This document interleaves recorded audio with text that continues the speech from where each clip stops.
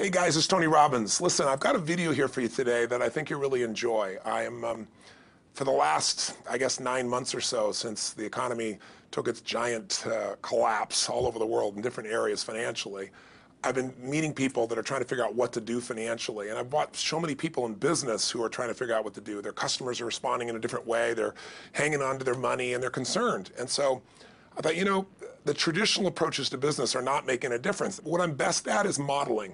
You know, I've always, when I wanted to figure something out, I go to people that are the best in that area and figure out what they're doing and teach myself how to do that and then teach others to do the same once I've proven it's worked with myself. I said, I want to find the best of the best, and I've been really fortunate over the last, as I say, probably 7, 8, 9 months to have spent some time interviewing and getting to know and becoming good friends with many of the top people in the internet marketing. I mean, people that they're not the likely people you normally look at. I look at them as the new money masters. You know, they're guys that, you know, they didn't have the traditional education and ladies that didn't, but they found a way to add value.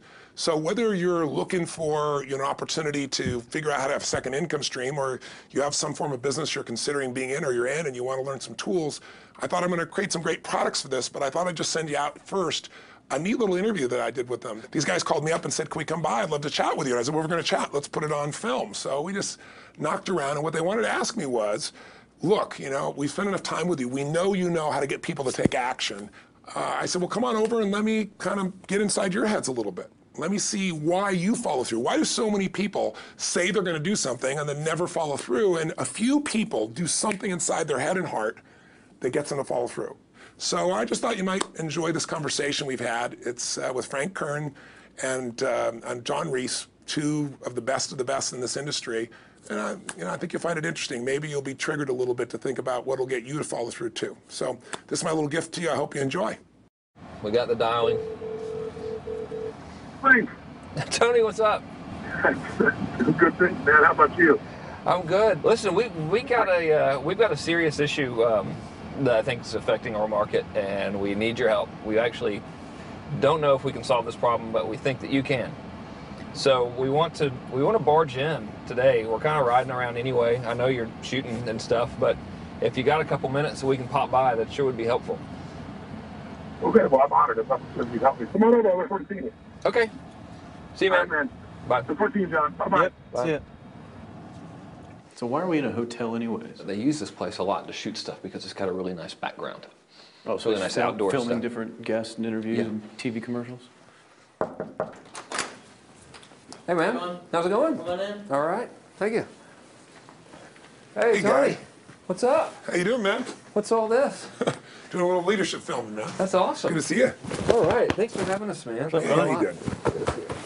Well, come on in. I'm curious to what this major problem is that you got to see me right away about. This sounds like a setup to me, man. It's a setup, yeah. I told John it was an intervention about his glue sniffing problem. Well, come over and sit on my lap. Yeah, buddy. exactly. So we were doing some talking, and the big problem in our industry, we think, is a bit of a mystery. No one has the exact answer. We were actually talking about trying to figure it out, that, you know, so many people in our market get these courses that, you know, him and I both, for our own respective businesses, spend hours and hours of time, you know, recording these, you know, building these education products, these training products to show people how to grow a business or build a business. But there's this large segment of our customers in our market that we're in that really don't get results. They don't do anything, or they're just, you know, for whatever reason, it's not for them. It's just, you know, we were just talking about how great it would be if there were just, you know, so many more success stories, right? Like, If everyone who actually bought stuff, not necessarily just our stuff, but all of the stuff within our community, if the people who bought it, if everyone who bought it just actually used it, you know, and just followed the directions and followed through, how amazing that would be, like what we would accomplish as a community as a whole if that happened. So our challenge is, what needs to happen, what kind of shifts need to happen to get people to follow through, to get people to actually use the products? You're talking about the same mystery that people have of, you know, why does somebody, you know, get that fat, or they're out of control and they hate themselves, but then they go have another piece of chocolate? Or, you know, why does the person who's just, the doctor just told them they have cancer, lung cancer, and they say, you've got to stop smoking, and some studies show 70% of the people keep on smoking. So you're not talking about a minor issue here, right? It's part of life. But there is an answer because there are people that do follow through, and there are people that never did before, and then they've never followed through in their life, and now finally they break through. And that's what I try to focus on, is what those people do. You know, in my case, in the business world, I look at people like you, people like Dan Kennedy. Yep. What do these guys do? Okay, I'm just going to do that to the best of my ability. And sure, you know, it's like, well, oh no, I can't write copy as well as Dan Kennedy, or I don't have as much energy and drive as Tony Robbins. Well, But you didn't start. so like, what? You didn't know, start I mean, so out I've got as much Frank as I Kern. got. You didn't start out Yeah. who you are. You started out trying to make how much? Come on. $300. Yeah, A week. A week. $300 a right? week, yeah. And you failed at that in the beginning, didn't I you? failed pretty miserably, yes. But it was effortless to fail. I mean, it's just like natural, you know. But truthfully, you went from $300 to, I remember you said your first time you believed, if I remember, was when you made like $2,500 in like It 4 or was in 5 5 days when I was on vacation. while you're on vacation. That was when the true internet marketing dream was realized, you know, Right. because I sold a downloadable product and I wasn't even there. I didn't have to ship anything. I was like, oh my God, this was so great, you know, $2,500. And to me, that was just a gazillion, you know, because my rent, I think, was like $400 or something. And when you've told me that story before, and you just did it again, and you get you big grin on your face. Right. You get more excitement on your face than when you talk lights about up. doing 18. Than when you talked about doing the 18 million, which I know you're proud as hell of, and you didn't get all the money, but you made 18 million bucks for somebody in pretty 24 good. hours, right? Yeah. But look at your face. It's like nowhere near as excited as $2,500 in 5 it's the days, same baby. thing, though. I mean, the It is. $2,500 is just as, there's no difference. No, I there's don't even think. more. Because there was a moment when you recognized what was possible, but you didn't recognize it until you actually experienced it. But you only experienced it because you had to. Right. You had to keep going until you found it, just Yeah. like you did. You Yeah, had to keep absolutely. going until you found And it. it's right? like the validation that the fear doesn't have to matter anymore. That you don't. There is no other. That, you know, not having the plan B and knowing that you're going down the one path towards what you want. Yeah. It's the validation in your brain that, hey, this works. It may not work yet on the level I want it to, but it works. I've Right. just proven it to myself. Right. And for that, I win. It's game Right. over. I've already won. Yeah. Because I've proven it to myself. Right. So it validates everything in my mind that I want to do now, just at a higher level, Right. and doing more of it. That's it. Right. You just now leverage it. You now just stack it. So what do these people need to get started? Why aren't they starting? We all know the answer is fear. But the difference with you guys or me or anybody who's followed through is we're more afraid of what life would be like if we don't follow through than the person who's willing to settle for what they got and kind of hope it'll change and maybe purchase something for the moment and then not follow through on it. It's almost like people, overachievers, have a little more fear. They're a little more afraid of missing out. They're afraid of not being there, or they got a strong enough reason to follow through. So I'd say if you're looking at home, you want to give somebody some value, go, where do I start? I'm sick of this. That's a damn good place. That's probably why they bought the product in the first place, but now To they're escape not. from that for just a minute. What's that? They bought it. They bought the product to escape from that state. Just for a moment. minute, yeah. So, because well, guess what? What makes people excited is progress. You don't have to be at the goal yet to feel alive again. You have to make progress. And the first step to progress is making a decision and buying the product. But then they don't do the second step, which is open the damn thing up. I think another powerful distinction that you're hitting on here is the fact that a lot of people that have breakthroughs in their lives, like including Frank and I both in different, success stories, situations, whatever you want to call them, is that, people typically hit rock bottom Yeah. before that must is a reality. You're right. So in thinking of that, because a lot of things as well, like we hear in marketing, like if you had a gun to your head right now and you had to make money in the next, 48 hours, what would you do?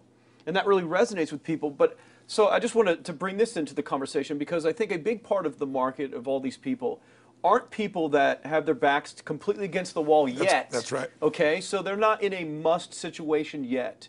They're in a desire situation where they're okay in their lives. They do have big dreams and ambitions. They do want greater things, but it's not pushing them yet to the point where they will do what it takes To master have the something. must. So what do you think? How do people go from not having their backs against the wall when they have no choice to say I'm totally sick of this, Right. to conditioning their minds to go from their situation where they are, which may be okay, Yeah. to getting something greater? Well, think about this. What pisses you off and what excites you is all relative.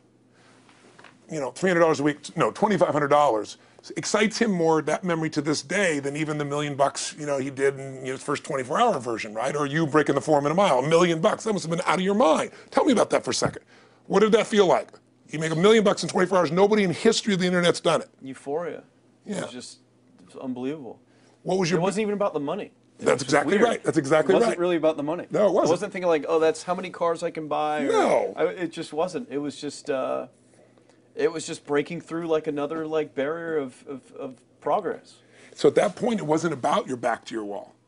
At that point, what it was really It was about. a further point for my fear, is what it really was. Further point for your fear, and for some people, and I think in some cases, it's also a recognition of who I am and what I'm capable of. So for somebody whose life is already great, this is about, what if I could take on another skill that could create more freedom for my life?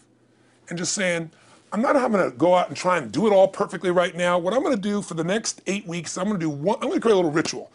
I'm going to do one thing a day to condition my mind, right, so that I get strong, so I follow through. I'm going to read something. I'm going to listen to something. I'm going to immerse myself. I'm going to go for an intense jog, or I'm going to go lift weights, but I'm going to do it consciously to get in a state where I'm going to follow through. That's number one, because people follow through when they're in state. Second, I'm going to get clear about why this is a must for me. It's not because my back's against the wall, but because I want to master an area of life that could create some freedom.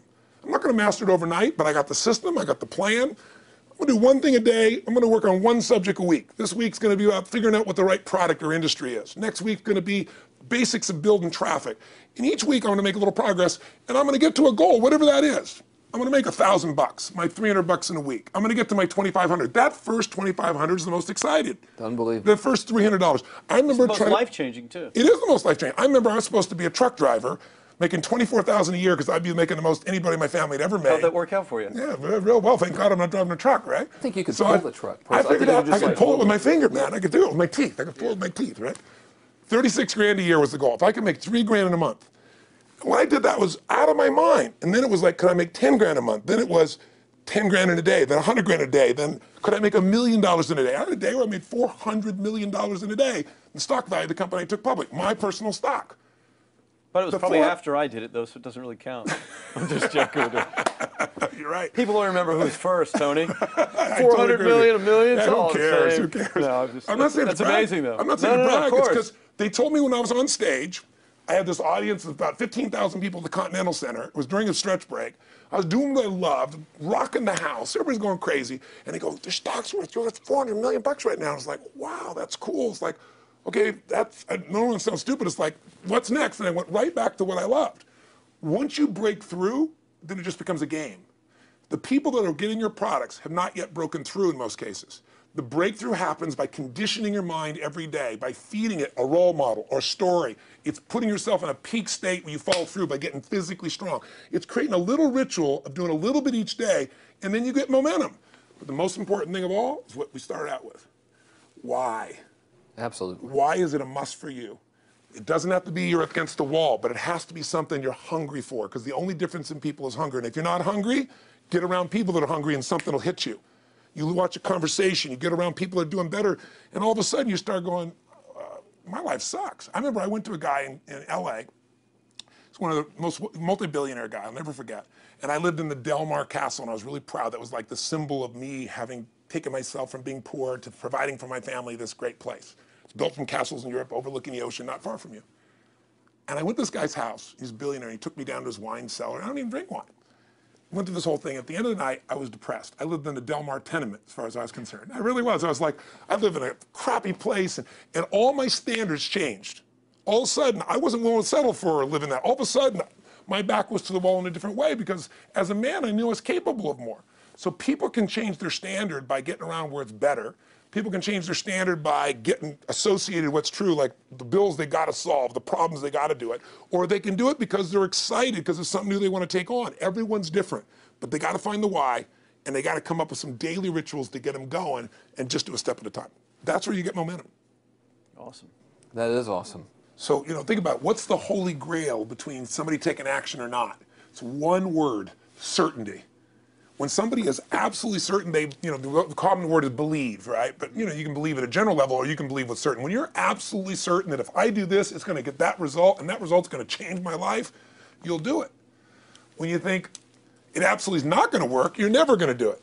The middle no man's land of maybe it'll work, maybe it won't, that's the piece that kills people, right? So if it's a must for you, you got to make it work, right? In our case, right? That's an example. If it's not a must for you and you're not sure, you don't know what to do. So years ago, I'd look around and say, okay, how do people get themselves to follow through that haven't been following through? What's the difference? And I started interviewing hundreds of people, literally, and eventually thousands, because I had thousands of my events. So I'd ask the group to give me their feedback. And I came up with this model. It's like the holy grail of belief, or the holy grail of momentum. It's like the difference between what makes the rich get richer and the poor get poor, right? And the difference we all know is mindset, but like, how's that built? So this is what I did. I created stupid little 4 little boxes, and I'll scribble it here for you. You think about the first thing that determines whether you can do something or not, and I put that in this first box at the top here on the left side, and it's potential. Like, what's the potential of a human being? Like, when you guys started, you proved something no one had done in history. You ran the 4-minute mile, right? For golly knows how many centuries, they're trying to run a 4-minute mile. Roger Bannister does it. How did he do it? Do you remember? You did it in this industry, right? You made $1 million in a day. No one had ever done that in history, right? After you did it, a bunch of other guys are doing it because it became possible. Roger Bannister didn't just go physically practice. He made a shift in his head. He practiced in his head because he could never achieve it physically, so he had to change in his head first so that the result became certain enough he believed it, and then his body got him through. After Roger Bannister ran that 4-minute mile, within 2 years, 37 people ran a 4-minute mile. Wow. When no one in history had ever done it. Now here's how it works.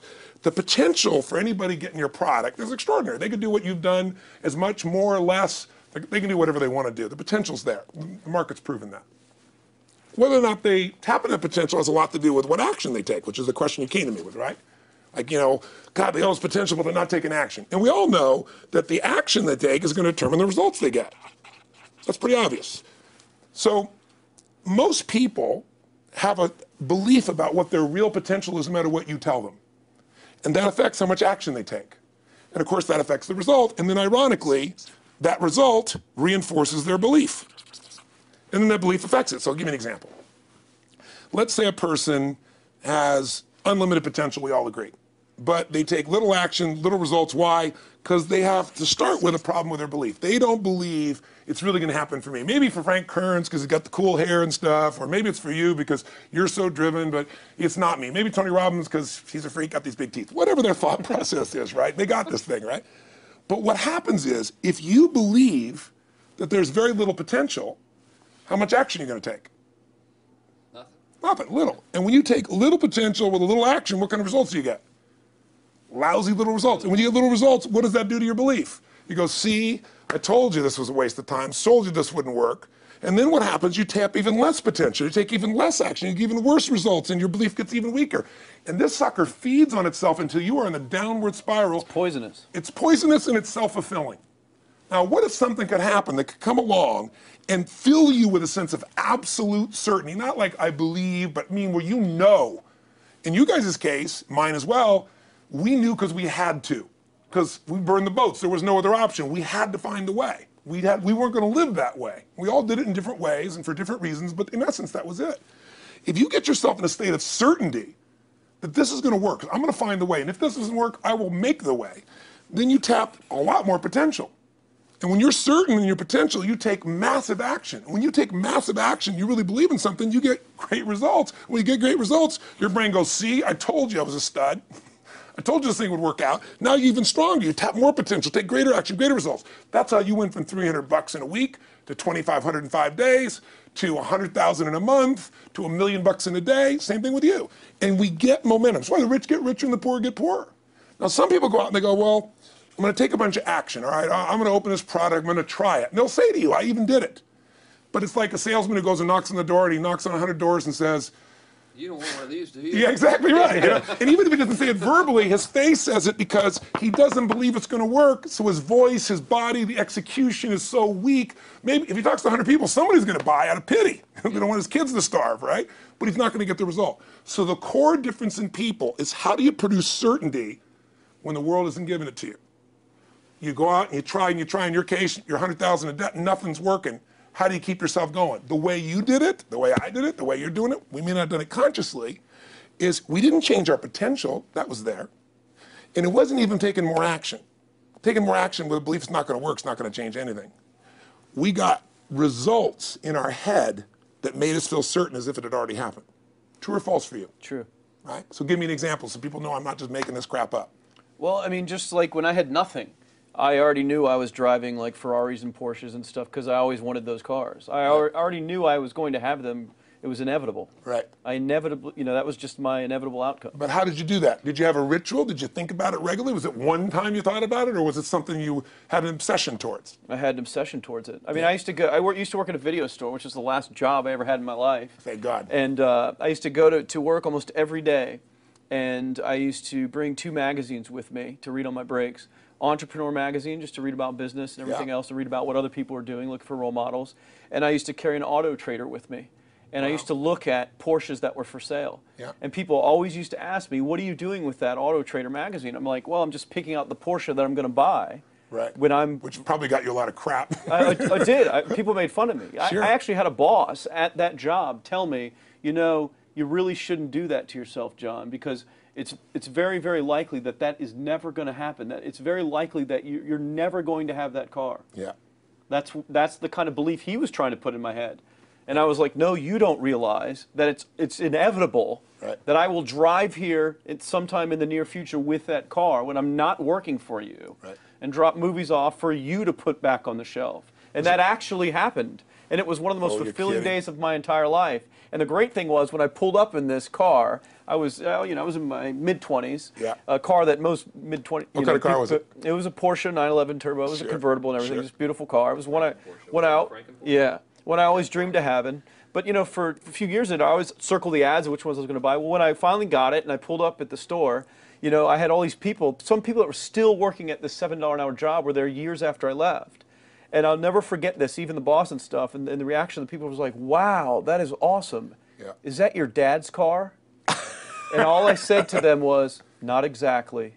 Good for you. And I just smiled and just left. But it was, you know, it's the weirdest thing, but I just knew it was going to happen. But you knew it because I conditioned myself you to You did it to over and know over it was- again. yeah. When I was in high school, I was not a popular kid, but I was passionate and intense, and I'll never forget. Some people, some particular girls gave me some crap, and a guy too. And I wrote in their journals or their annual yearbook at the end, I wrote, someday, I said, you treated me like hell. Someday I'll be rich and famous, and you'll be an effing truck driver. And you'll be sitting there, I'll be with with this beautiful woman of my life, rich, and you'll be watching me on television thinking, you wish you would have treated me better. I actually wrote this shit in people's annuals because I went to a 10-year high school reunion when the people showed me this stuff, great. right? But it's like, I burned the bridges, baby. I was like, this is how it's gonna be. So I'll give you a perfect example of this. You know, they did studies, many have been done at this element, where they want to say, how much does the mind affect performance? So take basketball. And I've worked with a lot of NBA players and turned them around, and one of the problems many of them have is they'll choke on the free throw line. Well, everybody knows in that case, if you normally shoot really well and now you're not, something's interfering, something's getting in front of your state, some uncertainty, right? Obviously. So they take a group and say, we're going to make them better. How do you make somebody better who has got this mental block? So they take a group of guys and they're going to do free throws, and they do one group where they just practice for 6 weeks. Totally intense practice, and I forget the number of free throws, but they got to do this many free throws every day. Take a second group, and they have them not practice at all. Obvious. And they take a third group and they don't let them touch a basketball. All they do is have them practice in their mind, but the key is, it's not practice makes perfect, it's perfect practice makes perfect, as corny as that sounds. So these guys see themselves making the shot every single time, conditioning their mind and body that it's perfect every time. They're not interrupted by a reality that would screw with them. So at the end of 6 weeks, they tally it up, and now they give them a test to see who has the highest free throw percentage, success. What do you guess it's going to be? Well, the obvious person says, obviously, it's not the guys that didn't practice, but which one is it, the mind, or is it the ones that actually practice? I'm assuming the mind. Yeah, you would assume it because it's true. Right. You intuitively know the truth, that practicing's not enough. It's getting yourself so certain so many times that now when you go to do it, there's no hesitancy and you execute. It's having that absolute certainty that makes you tap your full potential, take massive action, get massive results, be reinforced to having stronger belief. This is what makes somebody a star at anything. It's like Jack Nicklaus, the golfer. Yes. He visualized every shot and where it was going, landing right where he wanted it before he ever hit it. Every single time. And what do most Every golfers single do? time. They just take a practice swing and they kind of hope for the best and point in the right direction and hit it. And some of them, if they've had some bad hits, what are they really focusing on? What I don't want to do. Exactly, exactly. And that's the same thing here. So I'll show you a little stupid little physical technique for this. So stand up for a second. You guys going to do this with the camera show? So try this for a second. So just put your feet together and then put your right index finger straight out in front of you like this, okay? And all I want you to do is I want you to just turn clockwise comfortably as far as you normally turn. Just notice where you naturally stop. Go ahead and turn clockwise. People at home can do this too. Keep your feet straight. Notice where you stop. Come back around to me. Back around to me. Pretty good. Okay, good. Yeah, you're really good at this, right? Drop your hand. Now let's do something really simple. Close your eyes And you don't even have to visualize, just feel. I want you to imagine your finger coming back up again. And this time, see and feel it coming up. Don't actually make it happen, but feel like it's happening. Imagine in your mind that you're actually doing it. You're seeing it, you're feeling it. And then make it like a game where you turn twice as far this time. Like you're a little kid, you know, somebody measures you and you go, I'm taller, come on, measure me this week. And that desire to do a little further. And then in your mind, do it again. Your feet are straight together, and in your mind, feel your finger coming up, see it coming up, and imagine going 3 times as far this time.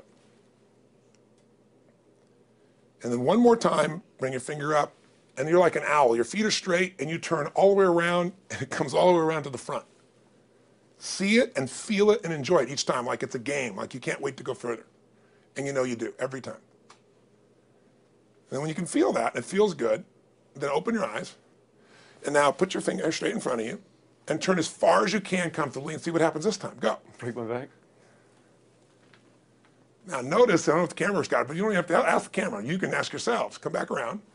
Did you go further this time, yes or no? A lot further. A lot further. 50% further. 50% me further. How too. much further for you? About the same. Yeah. The average person will go 25% further. Now here's the question. We're superior. We're superior pointer. There you go. It's You're not the- superior right finger pointer. Thank God. So, did you have the potential to turn as far as you did the second time, the first time? Yes. Why didn't you? I didn't believe it, I guess. We have beliefs about stuff we don't even know we have beliefs. You have an unconscious belief about how far you can turn comfortably. The first time I did it, when I pointed straight back, Yeah. I thought that probably shouldn't even go that far, like it was going to hurt me, or that Yeah. I wasn't capable of going any Yeah. farther. It's like, And how much further did you go this time? And the camera I knows pointed over there, That's about over exactly there. right. Now here's the difference. The potential was there the first time, and you took action, and you got a result. But it was 50% less than what you did later on. And the only difference is they changed your belief. How did I change your belief? We didn't work harder on your potential. We didn't take more action. I got you to see the result in advance. I got you to see it vividly 2 or 3 times. That's all. Of going further, and then your brain went, oh, I know what to do. Boom, it went there. Isn't that what you did by looking at your cars every single day and envisioning it? I mean, isn't that what you did when you created whatever the vision was? It was $300, $2,500, $1 million in a day? Yeah, that's what's missing for these people. They're not getting that execution is everything, but it doesn't happen if you don't get the psychology set of a state of total certainty. And you just change that 50% in 3 minutes worth of visualization. And visualization is only one technique. Because I was like losing my balance with my eyes closed, but I was kind of like lopsided. So I got one good visualization in. The rest of the time I was like, I sure hope I don't fall down on camera with my eyes closed. It's going to look really dumb. Not to do it. So you don't even have to be good at visualization. You can still get the improvement. So I want you to get, you ask the question, what is that difference in people? This changes people's certainty. People are uncertain they're going to succeed. They want it, but they're afraid. The best way to deal with a fear is get a big enough reason that makes you have to succeed, or condition yourself where you see it and feel it so often that you're certain that you just do it. That's all it really takes. That's awesome. You know, this worked. I was thinking this while you were talking about going to the Sit down so we can hear this, and we'll go. You were talking about working in the video store and looking at the Porsches and stuff. I used to drive around in my car, doing the cold calling with the credit card machines. And one way that I would avoid cold calling, the pain of like cold calling and knocking on doors and everything, would be to listen to your stuff and listen to Jim Rohn stuff. And I would just drive around, no particular destination, just to listen to it. And strangely, I still like to drive around. I prefer to listen to that stuff in the car for some reason. It's because it's where you got imprinted. I guess. I mean, it's like, well, I'll just drive up and down the coast and check out the ocean. Yeah. So I would drive around, and I would envision myself holding those types of seminars and teaching people that kind of stuff. And 3 weeks ago, I was teaching a seminar in San Diego, and I was talking about beliefs and envisioning things, and I had to stop. And I shared with the audience, I was like, you're not going to believe this, but I actually used to envision this very moment of me talking to you right now. So it really, really works. Definitely works. Makes a difference, I'd say.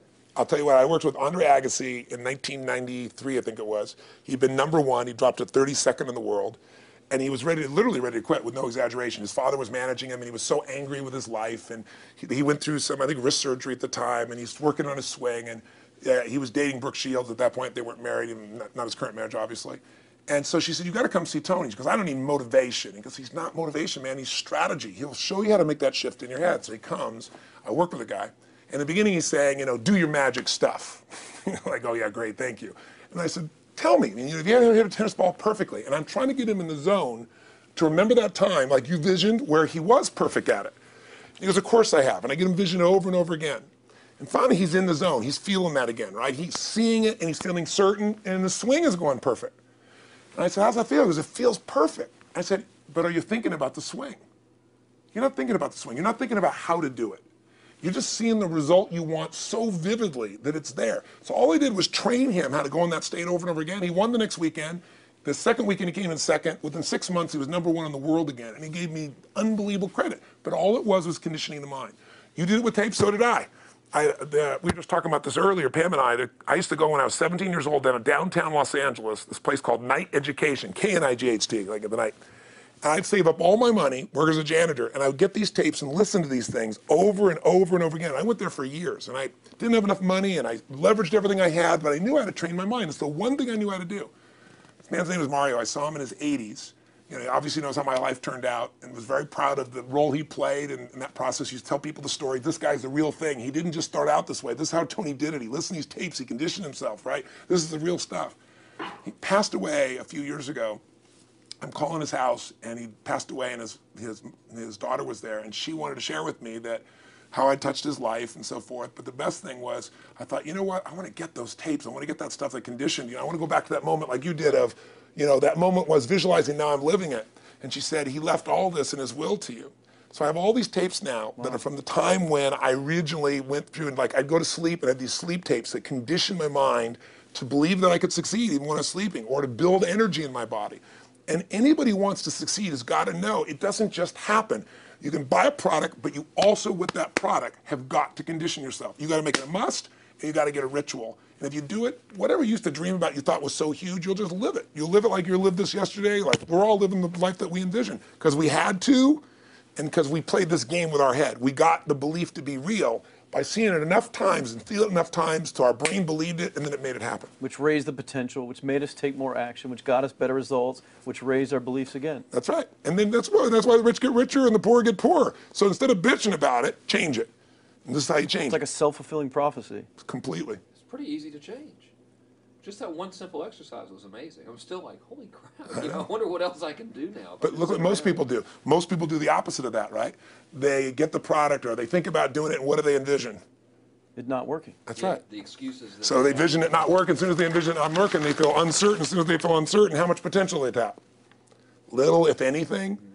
And so they send back your product, and they listen to the damn thing, you know? And guess what? What does that do, by the way? They make that as another lousy result in their life. I didn't even follow through on that, and they believe even less. This process is the holy grail. It's where the whole game changes, and anybody can do it, and they can do it in a few minutes. And if they do it a few minutes each day, then they get a different life. They do it a few minutes one time, their life changes for the day. We're defined by our rituals. Everybody's got rituals, certain things they do every day. And what we three have in common, and anybody that I know of who has a life that they're living that was once a vision, is we saw it again and again and again, even when it didn't work, even when you lost 100 grand, even when I'm working as a janitor, there's something we would not give up on. And if somebody watching wants to change their life, they got to decide what they won't give up on, and then put themselves in the state of momentum by a couple little rituals. That's all it takes. And I think especially when it comes to anything related to making money, like making money products or promises or courses, people are so inundated with scams and all this garbage, true garbage, that, you know, their natural thinking is that they're so skeptical. It's like they fall into the conditioning of, well, if anything's ever going to work, that thing has to prove it to me before I believe anything. So when they go to approach the thing to make more money with, they're like, well, I'm starting at zero, and this thing has to prove to me that it has any potential at all before I believe that it will. Don't you agree with that's the case? Unfortunately, I agree it's the case, but here's the truth. When somebody says to me, in my business, even more, because a lot of people think I'm a motivator. I hate that term. That's never been what I've done. I do believe in energy, and I'm passionate. You know, they see 10,000 people in a room rocking, they go, oh, he's motivating them. I believe in peak state. You get a top athlete, you get in a concert, and you get in state, right? The problem is, to defend themselves so they won't be disappointed again, they lower their expectations. So someone will say to me, well, I'm skeptical or I'm pessimistic. And my response to them is, no, man, you're gutless. It takes no guts to be skeptical. You don't have to have any capacity to be a critic. And now with the web, you don't even have to own that you're the one being the critic. You can burn somebody and, you know, anonymously, right? I said, you know what? It takes guts to believe. And if you think something's going to do it for you without you putting your guts on the line, you might as well forget it right now. So this idea that I'm skeptical or they got to prove it to me, it's the biggest lie. What that really is your fear talking. You're so scared of failing, you don't even want to get your hopes up. And if you don't get your hopes up, you might say, well, what if they get their hopes up and somebody gets disappointed? How many disappointments have we experienced in our business careers and in our lives? The difference is some people take disappointment and let it destroy them. Other people take disappointment and let it drive them. And you get to choose. Are you going to turn this thing into why it didn't work and a bunch of stories and excuses, or are you going to take this thing that didn't work and figure out what are you going to do to make it work? And it may not happen the first time, the second time, the third time, but the people that are relentless find the way. And it's the common denominator in all these guys that are kind of our friends or family, money masters, the new money masters is they all did it with will. Nobody here inherited this stuff. Everybody figured it out. And keep figuring it out. And it's going to keep changing.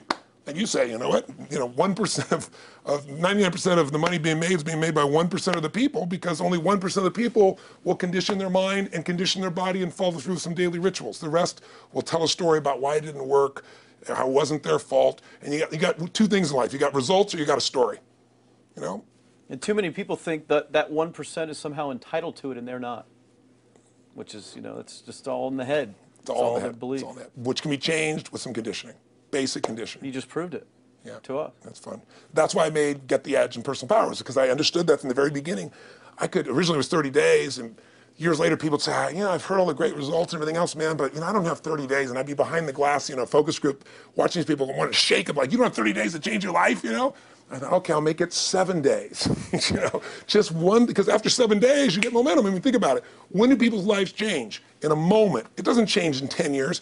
Your life may have sucked for 10 years, but there's one moment when your whole life changes, the moment you decided. When you said, no more, and I'm doing it, and you kicked yourself in the ass, and you made yourself go do something, right? When you finally said, enough, no more, I quit, or let's begin, or I love you, there's a moment when somebody's life changes. And that can be gotten in a couple of days. So people watching don't have to wait until they've mastered everything. They got to get started and do what's next, and just put themselves in a state where they start making some progress. Well, there it is. I think that's the answer that can help solve that problem with a lot of people. They'll just pay attention to it and do it. The bottom line is, all three of us and some of the people that we consider as family that are part of this process, we've all done well, and we don't need to do this stuff. We're able to do the stuff because underneath it all, people can see in your eyes, Frank, when you talk about $2,500 you made that day and the joy, right? Or you talking about not willing to settle, and just, I don't care what they say. They tell me I'm going to sit here and I should lower my expectations. I'm going to be driving my car in here and they're going to be delivering a video to me. There's something inside of every human being that will make it click, that'll make it so that today is not like yesterday and tomorrow will be different forever. And that process is an emotional hook. And what I hope is people watching this stuff, maybe something in here will piss them off enough or remind them of something or say there is a plan and it isn't just luck. And if I just get my big enough why, and I get a little system for conditioning myself, and if I start to feel overwhelmed, I just do one next step. And I keep learning and keep moving forward, I will get there. And if we accomplish that out of this conversation, then this conversation was kick-ass and fun, not just for us, but it'll be something that we'll be really proud of a long time.